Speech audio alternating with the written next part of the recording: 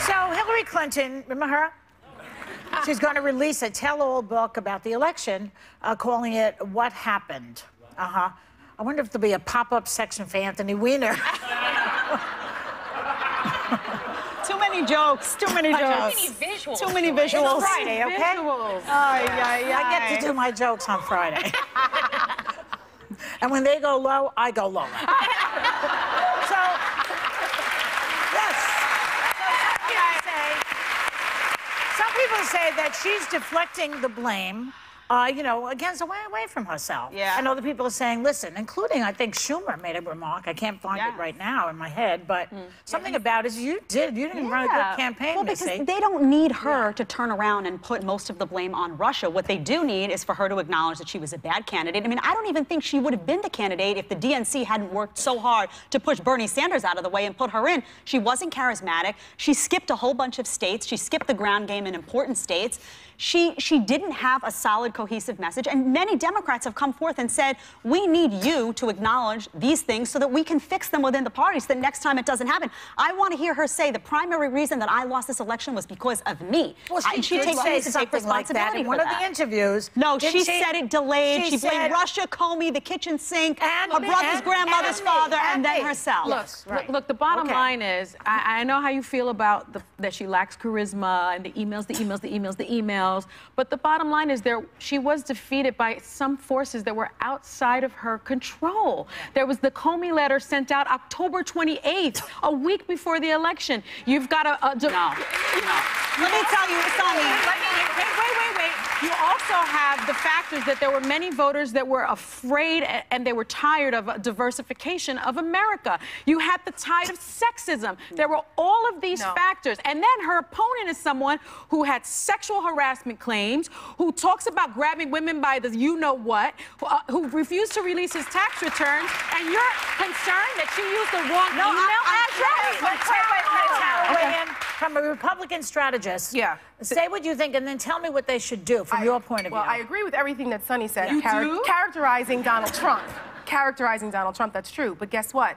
The American people did not care. They were willing to push that aside in order to find someone that said that he understood them. Most people vote, but people vote with emotion. They feel it's relatable. You know, they ask the question, who would you rather have a beer with? Because people want to believe that there's a savior out there to come in there and it's going to fix their problems. And look what we got. I know. I'm not saying it's great. But Hillary Clinton was a god-awful candidate who people knew very well. People were sick and tired of the same old, same old. She had no message whatsoever. Even Bill Clinton told her, look, you have to cater to the white middle class. And they told him to go sit down somewhere, and look what happened. He understood, I feel your pain. That's why people like Bill Clinton. But do you agree there were other forces that were outside of her control? No, BS. Hillary Clinton's been around forever. She's responsible for the reason why she lost. Thank you. She's responsible. I don't think she was necessarily, I wouldn't agree with Jed and Tara on the fact that she was a bad candidate. I don't think she was an ideal candidate. I think she was arguably one of the most experienced, prepared people that we had come into the office. So I think that... And couldn't we use that right now? Yeah. So I think when you look at what our choices were, there was for me, there was a very clear, better choice.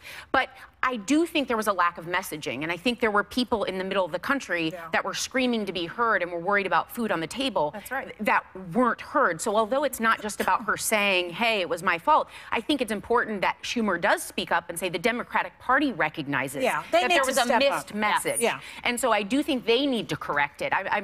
This isn't a book I'm really wanting to read, you know. But even on experience, even on the point of experience, people had a problem within her own party with her record. They had a problem with her foreign policy record in Libya. She was considered very hawkish. A lot of people didn't like that. People didn't only vote again, are you, Jen? Well, listen, you lie.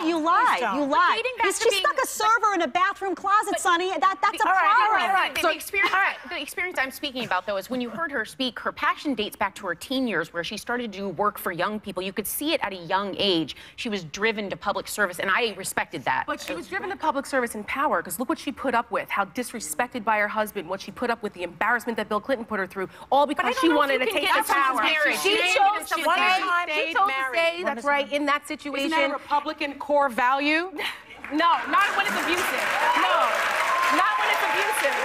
No, it's not. I don't speak to the marriage. I wouldn't even say staying in a good marriage is something that most people would I want. wouldn't That's put not value. family values. I wouldn't put a value on someone's marriage though, because the one time when people start commenting on that, now having been married and seeing how things play out, you never know. It was in public. She chose it for power, and it backfired. Maybe she chose her man because she loves her husband. So after all of that, She does love him. I think she loves him. She loves him. I mean, the truth is, if she just wore pants and not a pantsuit, she'd be in the White House. We'll be right back.